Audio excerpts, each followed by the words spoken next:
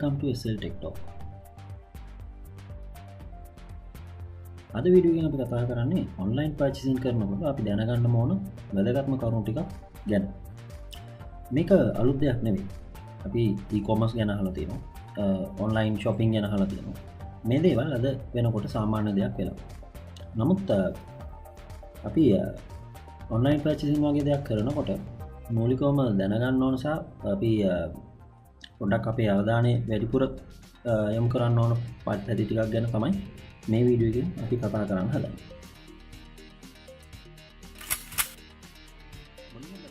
මොකක්ද online shopping කියන්නේ කියලා? කෙටියෙන්ම කිව්වොත් ඉන්ටර්නෙට් එක හරහා අපිට පුළුවන් අපිට අවශ්‍ය භාණ්ඩ හා සේවා මිලදී ගන්න. මේක තමයි සාමාන්‍ය සරල අදහස ඔන්ලයින් shopping කියලා කිව්වම. e-commerce කියලා කියන්නේ මේ වගේම දෙයක් තමයි. නමුත් ඇත්තටම e-commerce කියලා කියන්නේ එතනින් එහා ගිය concept එකක්. අපි ඒ ගැන පස්සේ කතා කරමු. ඇත්තටම අපිට පුළුවන් අපේ මොබයිල් ඩිවයිස් එක ලැප්ටොප් එකේ එහෙම නැත්නම් PC එක පාවිච්චි කරලා ඉන්ටර්නෙට් කනෙක්ෂන් එකක් අපිට තියෙනවා නම් ඒ හරහා අපිට මේ ඔන්ලයින් shopping එහෙම නැත්නම් purchasing කරන්න. ඇත්තටම ඊට අමතරව අපිට ඕන payment එක කරන්න ක්‍රමයක් debit card එකක් හෝ credit card එකක්.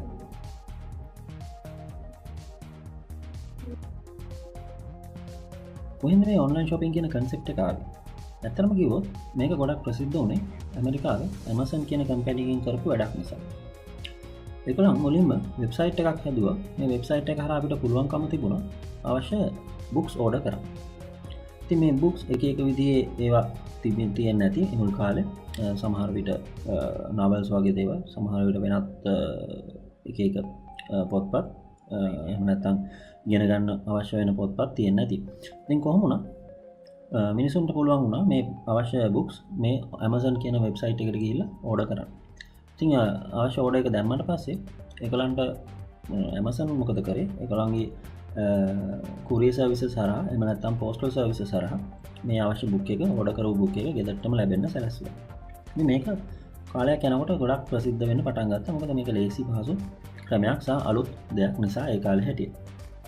ඒ වගේම තමයි කාලයක් යනකොට පොත්පත් විතරක් නෙවෙයි වෙනත් education materials ඒ වගේම software වගේ දේවල් ඒ වගේම වෙනත් electronic devices වගේ දේවල් සහ එකින් එක ගත්තාම cosmetics වගේ දේවල් මේ හැම දෙයක්ම එකින් එක එකතු වෙන්න පටන් ගත්තා.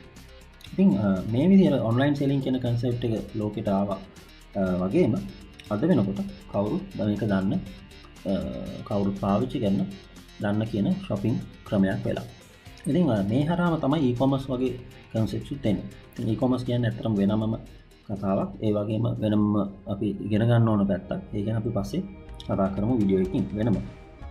අද වෙනකොට Amazon කියන වෙබ්සයිට් එක ගත්තාම e-commerce concept එක යටතේ තියෙන උඩින්ම තියෙන ලෝකයේ ප්‍රධානම වෙබ්සයිට් එකක්. ඒ වගේම A to Z හැම දෙයක්ම ඔයගලන්ට මේක හරහා buying and selling කරන්න පුළුවන්. විශේෂ දෙයක් තියෙනවා. අපි සාමාන්‍යයෙන් Amazon තරක් නෙමෙයි මේ වගේ e-commerce website හරහා ගනුදෙනු කරනකොට ප්‍රධානම දේ තමයි seller එහෙම නැත්නම් වෙළඳාම කරන කෙනා ඒ වගේම buyer එහෙම නැත්නම් අපි අවශ්‍ය භාණ්ඩ හා සේවා ගන්න කට්ටිය අතර trust එක build up කරන එක. ඉතින් මොකද අපි සාමාන්‍ය ගිහිල්ලා කඩේකට ගිහිල්ලා බඩු ගන්නවා වගේ නෙමෙයි. අපි අපිට අවශ්‍ය භාණ්ඩ හා සේවා ගන්න කවදාවත් දැකලා නැති, දන්නේ නැති කෙනෙක් හරහා කෙනෙක්ගෙන් තමයි ගන්න. ඉතින් මේක නිසා ඒ trusted relationship එක හදන්න අවශ්‍ය සියලුම policies ඒ වගේම ඒ අවශ්‍ය ක්‍රම මේ Amazon වගේ website එහෙම නැත්නම් ඒ ආයතන වලින් අරගෙන තියෙනවා. ඉතින් බය නැතුව අපිට මේ වගේ website එකකින් අපිට අවශ්‍ය items එහෙම නැත්නම් භාණ්ඩ හා සේවා මිලදී ගන්න පුළුවන්. එතකොට අද අපි කතා කරන්න යන්නේ මේ වගේ වෙබ්සයිට් වලින් අපි භාණ්ඩ හා සේවා මිලදී ගන්නකොට වැඩිපුරම සැලකිලිමත් වෙන්න ඕන කරුණු මොනවද කියන එක ගැන. e-commerce කියලා කියන්නේ online buying and selling වගේ concept එකක් තමයි. නමුත් මතක තියාගන්න e-commerce කියලා කියන්නේ online buying and selling විතරක්ම නෙවෙයි. ඒක එතනින් එහාට ගියපු ඊට වඩා wide concept එකක් මේ e-commerce කියලා කියන්නේ. එහෙම නැත්නම් electronic commerce කියලා කියන්නේ. ඒකට සාමාන්‍යයෙන් අපි e-commerce ගැන දැනගන්න ඕනේ. නමුත් අපි මේ වීඩියෝ එකෙන් අපි ඒ ගැන වැඩි කතා කරන්න යන්නේ නැහැ.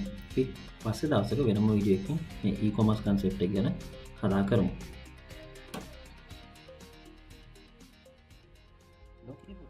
වගේ අපිට ඔන්ලයින් shopping වලට පාවිච්චි කරන්න පුළුවන් වෙබ්සයිට් ගොඩක් තියෙනවා. ඒ වගේම තමයි සමහර වෙබ්සයිට්ස් තියෙනවා ඒවා ඒ අදාළ රටවල් වලට විශේෂයි. ඒ වගේම සමහර ඒවා තියෙනවා අපිට world wide පාවිච්චි කරන්න පුළුවන් ඔන්ලයින් shopping වලට මේ කියන වෙබ්සයිට්ස්. ඒ වගේ උදාහරණ කිහිපයක් තමයි eBay, Walmart සහ AliExpress කියලා කියන්නේ Amazon වලට අමතරව. ඉතින් Amazon ගැන අපි කතා කරා. ඊට අමතරව තියෙන වෙබ්සයිට්ස් කිහිපයක් තමයි මේ හැම එකකම සමහර විට විශේෂතා ගොඩක් තියෙනවා. ඒ වගේම එකින් එකට ගත්තාම ඇඩ්වාන්ටේජස් සහ ඩිස්ඇඩ්වාන්ටේජස් උත් තියෙනවා. ගොඩක් වෙලාවට අපි ගත්තොත් එහෙම eBay ගොඩක් වෙලාවට ඒක අපිට අවශ්‍ය කරන ගොඩාක් දේවල් තියෙන වෙබ්සයිට් එකක්. ඒ වගේම තමයි ක්වොලිටි එක ගත්තොත් එහෙම කවල මේ දෙකම තියෙනවා. අපි ගන්නකොට භාණ්ඩයක් හෝ සේවාවක් ඒක අපි බලන්න ඕනේ ක්වොලිටි එක කොහොමද කියලා. ක්වොලිටි එක වැඩි ඒවත් තියෙනවා. ඒ වගේම අඩු ඒවත් තියෙනවා. දැන් උදාහරණයක් AliExpress එකම ගත්තාම ඒ වගේ ගොඩක් තියෙන්නේ ගණන් අඩු items. ඒ වගේම තමයි ක්වොලිටි එක ටිකක් අඩු වෙන්න පුළුවන්. මේ ගණන් අඩු වෙනවා වගේ. ඒ වගේ එක විශේෂතා තියෙනවා එක වෙබ්සයිට්ස් වල. කොහොමද පොදුවේ අපි අද කතා කරන්න යන්නේ මේ වගේ වෙබ්සයිට්ස් වලින් අපි ඔන්ලයින් පර්චේසින් කරනකොට සැලකිලිමත් වෙන්න ඕන කරුණු මොනවද කියන එක ගැන. අපි දැන් ලංකාව වගේ රටක් ගත්තොත් එහෙනම් අපේ රටට විශේෂ වූ වෙබ්සයිට්ස් කීපයකුත් තියෙනවා. මේ ඔන්ලයින් shopping වලට පාවිච්චි කරන්න පුළුවන්. එකක් තමයි කප්පුක වගේ වෙබ්සයිට්, අනිත් එක තමයි wow.lk. ඒ වගේම තමයි MyStore, සාටකස් වගේ වෙබ්සයිට්ස්. මේ ඕන එකක් ඔයගලන්ට පාවිච්චි කරන්න පුළුවන්. මේ හැම එකකම එකින් එක ගත්තාම සමහර විශේෂතා තියෙනවා. සමහර දේවල් එකින් එකට අදාළ ඇඩ්වාන්ටේජස් ඩිස්ඇඩ්වාන්ටේජස් තියෙනවා.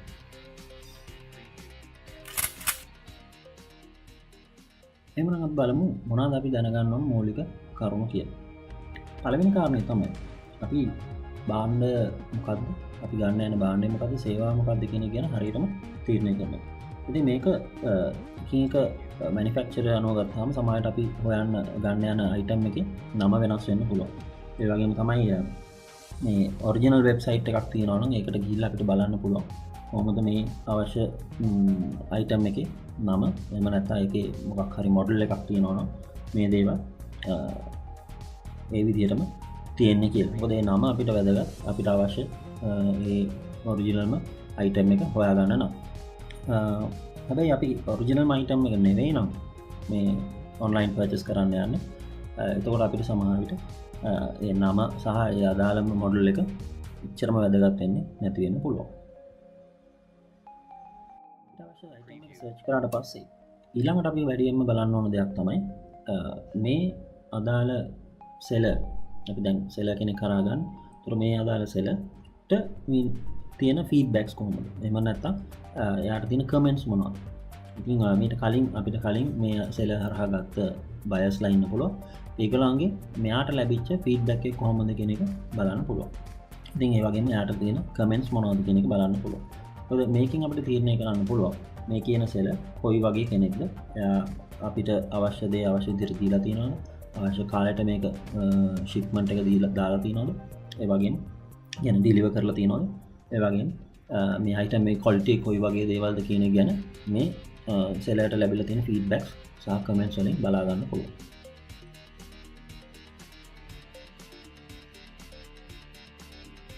දෙවෙනි කාරණේ තමයි මේ සෙලර් টොප් රේටඩ් සෙලර් කෙනෙක්ද කියන එක බලන්න. ඉතින් එකම භාණ්ඩේ මිලදී ගන්න අපිට සෙලර්ස්ලා ඕන තරම් eBay එකේ වගේ වෙබ්සයිට් වල ඉන්නවා. ඉතින් ඒ අතරින් හොඳම කෙනෙක් තෝරගන්න, එහෙම නැත්නම් টොප් රේටඩ් සෙලර් කෙනෙක් තෝරගන්න අපිට පුළුවන්. මේ টොප් රේටඩ්ද නැද්ද කියන එක තීරණය වෙන්නේ මෙයාට හම්බෙන ෆීඩ්බැක්ස් වලින්. ඒ වගේම එයාට හම්බෙන කමෙන්ට්ස් වලින්. ඒත් එක්ක මෙයා කොච්චර ප්‍රමාණයක් මීට කලින් විකුණලා තියෙනවද? මේ හැමදේම මේකට බලපාන. ඉතින් මේවා අනුව eBay එකෙන් තීරණය කරනවා මෙන්න මේ වගේ සෙලර්ස්ලා টොප් රේටඩ් සෙලර් කෙනෙක් කියලා. ඉතින් අපිට පුළුවන් ඒ වගේ සෙලර් කෙනෙක් තෝරගන්න. එතකොට අපිට තවත් අපේ ට්‍රස්ට් එක වැඩි මේ සෙලර් අපිට අවශ්‍ය අයිටම් එක අවශ්‍ය ක්වොලිටි එක අවශ්‍ය වෙලාවට ලබා දෙයි කියන එකට.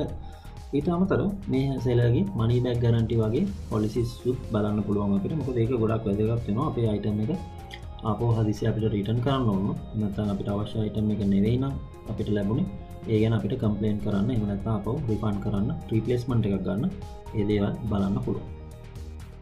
හතරවෙනි කාරණේ තමයි මේක විශේෂ දෙයක්. ඔයගලන්ට පුළුවන් නම් අදාළ සෙලර් ඩිරෙක්ට් කන්ටැක්ට් කරන්න. ඒ වගේම තමයි ඔයාගේ ඕඩර් කරපු අදාළ අයිටම් එක අපිට gift එකක් විදිහට එවන්න පුළුවන්. ඒ යටතේ එවන්න පුළුවන් නම් මේක අපිට ලොකු වාසියක්. ඒකට හේතුව තමයි අපිට ගොඩක් වෙලාවට පුළුවන් අපේ කස්ටම්ස් වලින් අපේ රට ඇතුළට භාණ්ඩයක් ගේනකොට කස්ටම්ස් වලින් මේක හැම වෙලාවෙම චෙක් වෙනවා. ඉතින් එතනදී ඔයගලන්ට සමහර විට වෙනමම ගෙවන්න වෙනවා ගාණක් වැඩිපුර. මේ කස්ටම් එකේ ඒගොල්ලන් හරියටම බලලා මේක වැලියු කරොත් එහෙම මේ අදාළ වැලියු එකට වඩා වැඩි වැලියු එකක් නිසා මේ අයිටම් එකට ඔයගලන්ට වැඩිම වෙනම බද්දා ටැක්ස් එකක් ගෙවන්න ඕනේ කියලා සමහර විට ඔයගලන්ට කියන්න වෙයි. කියන්න ඉඩ කඩ තියෙනවා. ඒක නිසා ඔයගලන්ට පුළුවන් නම් මේ අයිටම් එක ඔයගලන් පර්චේස් කරලා gift එකක් විදිහට ගෙන්න ගන්න. ඒක ගොඩක් ඔයගලන්ට වාසියක් වෙයි. අපේ කස්ටම් එකෙන් මේක රිලීස් කරගන්නකොට.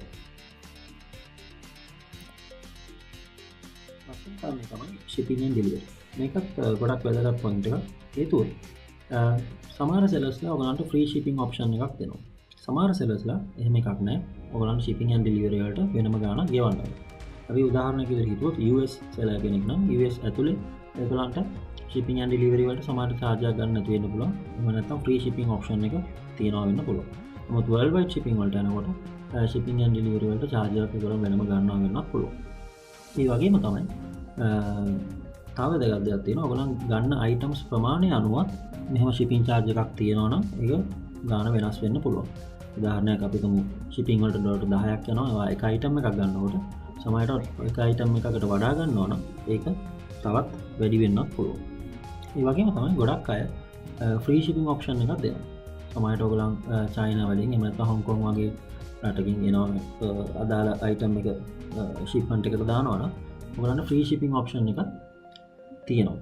ඉතින් මේක ඔයගලන්ට වාසියක්. හේතුව ඒතර අමතර ගාණක් ඔයගලන්ට ගෙවන්න වෙන්නේ නැති නිසා. ඒත් එක්කම මේ free shipping අපි option එක select කරනවා වගේම මේක මතක තියාගන්න ඕන දේ තමයි delivery period එක. කියන්නේ ඔයගලන්ට ලැබෙන shipment එකේ ඉඳලා shipment date එකේ ඉඳලා ඔයගලන්ට ලැබෙන්න යන කාලය ගොඩක් වෙලාවට සති 4ක් 5ක් වෙන්න පුළුවන්. මේක සාමාන්‍ය item එක ගොඩක් වෙලාවට shipment එක එන නිසා. මේ පොඩි items නම් ගොඩක් වෙලාවට එයා mail එකේ එන වෙලාවලුත් තියෙනවා. එහෙම වුණොත් ඔයගලන්ට සති 2ක් වගේ කාලයක් ඇතුළත මේක ලැබෙන්නත් ඉඩ තියෙනවා.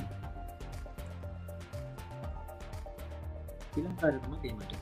ඒ අනිවාර්යයෙන්ම item එක select කරගෙන ඔක්කොම finalize වුණාට පස්සේ payment එක කරන්නම අවශ්‍ය වෙනවා. මොකද අපි direct purchasing එකක් කරන නිසා මේ payment එක කරනකොට ඔයගලන්ට credit card or debit card මේ දෙකම පාවිච්චි කරන්න පුළුවන්. ඊට අමතරව අපිට PayPal වගේ account එකක් පාවිච්චි කරන්න පුළුවන්. ඉතින් credit card and debit card අතර වෙනස ඔයගලන් මොකක්ද කියලා දානවා. debit card එකේදී ඔයගලන්ගේ අදාළ amount එක කලින් account එකේ තියෙන්න ඕනේ. debit card account එකේ තියෙන්න ඕනේ. ඒ amount එක තමයි ඔයගලන් payment එක කරන්නේ. නමුත් credit card එකේදී එහෙම නැහැ. ඔයගලන්ට හම්බෙලා තියෙන credit limit එක ඇතුලේ තමයි ඔයගොල්ලෝ payment එක කරන්නේ. ඒකෙන් තමයි payment එක කරන්නේ. ඉතින් ඒකදී credit limit එක දක්වා ඕන ප්‍රමාණයක් වියදම් කරන්න පුළුවන්. නමුත් debit card එකේදී එහෙම නැහැ. අපි දාලා තියෙන amount එක විතරයි උපරිම වියදම් කරන්න පුළුවන්. ඉතින් එහෙම ගත්තාම ඔයාලට credit card එකට වඩා debit card එක වඩා secure payment method එකක් කියලා කියන්න පුළුවන්. ඉතින් මේ credit card and debit card වලට එනකොට Visa, Master, American Express වගේ ඕනම type එක card එකක් ඔයාලන්ට පාවිච්චි කරන්න පුළුවන් payment එක කරන්න. මේ හැම website එකක්ම මේ හැම type එකක්ම accept කරනවා. ඊට අමතරව PayPal වගේ card එකක් PayPal වගේ account එකක් පාවිච්චි කරන්න පුළුවන්. PayPal වගේ method එකක් පාවිච්චි කරන්න පුළුවන් ඔයාලන්ට online payment එක කරන්න. මේ PayPal account එකක් පාවිච්චි කරනවා නම් ඔයාලන්ට PayPal account එකක් තියෙන්න ඕනේ. ඊට අමතරව මේ account එකට අදාළව තමන්ගේ credit card එක debit card එක account එකට link කරලා තියෙන්නත් ඕනේ. නමුත් ලංකාව වගේ රටවල තාමත් අපිට bank account වගේ දේවල් direct PayPal වලට link කරන්න බෑ. පාට තියෙන්නේ ලංකාවේ PayPal account එකක් නම්.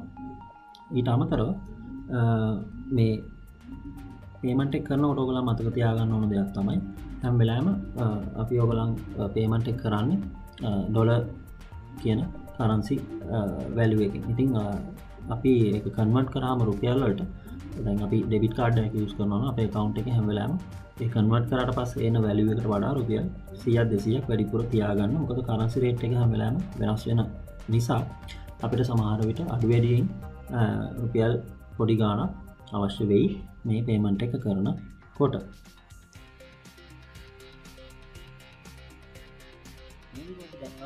ගොඩක් කාරණා අපි කතා කරා. ඒ වගේම තමයි වැදගත්ම දෙයක් ඔයගොල්ලන්ට පොඩ්ඩක් ඔන්ලයින් සෙලින් නැත්නම් ඔන්ලයින් පර්චේසින් කරනකොට විශේෂයෙන්ම අපි ඔන්ලයින් shopping කරනකොට දැනගන්න ඕන කාරණා කීපයක් තියෙනවා. පළවෙනි කාරණේ තමයි ඔයගොල්ලන් ගොඩක් පරිස්සම් වෙන්න ඕන. මොකද මේක ඔයගොල්ලන් සල්ලි වියදම් කරන මට ඔයගොල්ලන් ක්‍රෙඩිට් කාඩ් ඩෙබිට් කාඩ් පාවිච්චි කරන අවස්ථාවක් නිසා. ඉතින් මේක ඔයගොල්ලන් හරියටම සිකියුර්ලි කරේ නැත්නම් ඔයගොල්ලන්ට ඔයගොල්ලන්ගේ ක්‍රෙඩිට් කාඩ් වල වෙබ් ඩීටේල්ස් වෙනත් අනවශ්‍ය අතට යන්න පුළුවන්. ඒ හරහා ප්‍රශ්න වලට මුහුණ දෙන්න පුළුවන්. ඉතින් පළවෙනිම කාරණය තමයි සිකියුර්ලි ඔන්ලයින් shopping ඔයගොල්ලන් කරන්න නම් ඔරිජිනල් වෙබ්සයිට් එකට හරියටම බලලා යන්න.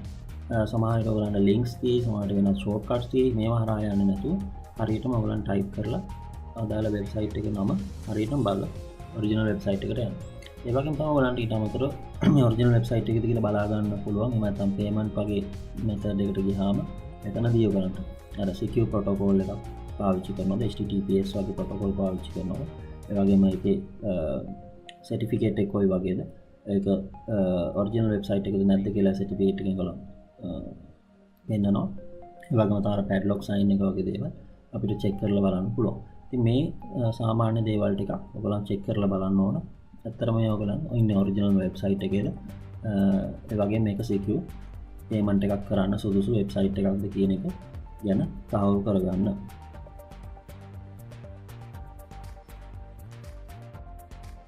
right, අපි මේ වෙනකොට කතා කරලා ඉවර කරේ අපි සාමාන්‍යයෙන් ඔන්ලයින් shopping වලදී දැනගන්න ඕන, එහෙම නැත්නම් අපි බලන්න ඕන මූලිකම කරුණු දේවල් ටික මොනවද කියලා.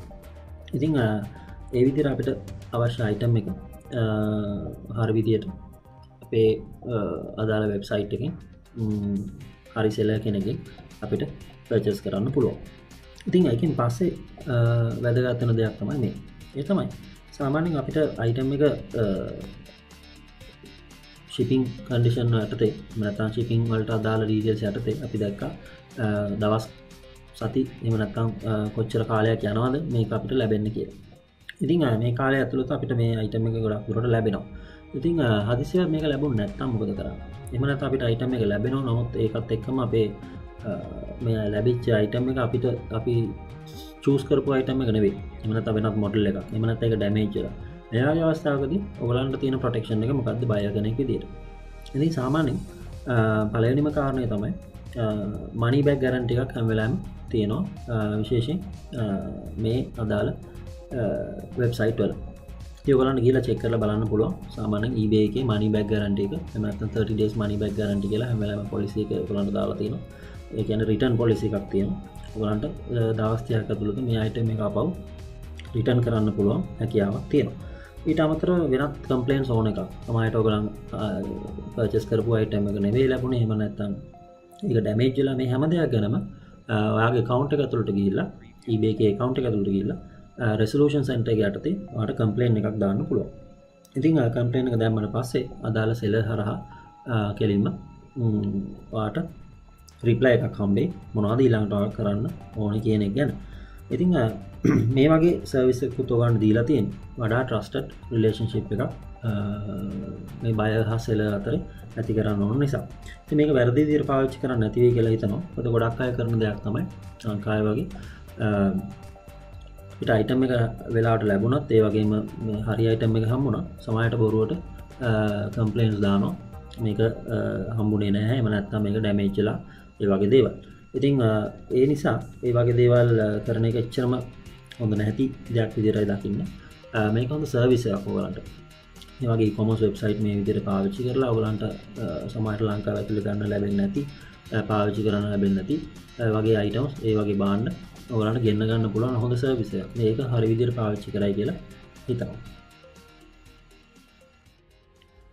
එහෙනම් මම හිතනවා අපි කතා කරපු දේවලුත් එක්ක ඔයගලන්ට online shopping, online purchasing වගේ දේවල් කරනකොට අලුත් දෙයක් එකතු කරන්න මේ වීඩියෝ එක උදව් වෙන්නේ නැති. ඉතින් මෙතනින් එහාට ඔයගලන් මේ e-commerce activities එක engage වෙනකොට වඩා secure විදියට, වඩා හොඳ විදියට මේ දේවල් කරන්නේ කොහොමද කියන එකට අලුත් කරුණු කාරණාටයක් එකතු කරන්න තමයි අපි මේ වීඩියෝ එකෙන් උත්සාහ කරේ. ඉතින් මේකේ live demo එකක්, ඒ කියන්නේ demo වීඩියෝ එකක් purchase කරන විදිය demo එකක් මම ඔයාලට ඊළඟ වීඩියෝ එකකින් ගේනවා. එහෙමනම් ඒ අලුත් වීඩියෝ එකකින් හම්බෙමු. අමතක කරන්න සබ්ස්ක්‍රයිබ් කරන්න පුළුවන් ඔයගලන්ට අපේ YouTube channel එක. ඒ වගේම Facebook හරහා අපිත් එක්ක join වෙන්න පුළුවන්. ඒ වගේම Twitter හරහා අපිත් එක්ක join වෙන්න පුළුවන්.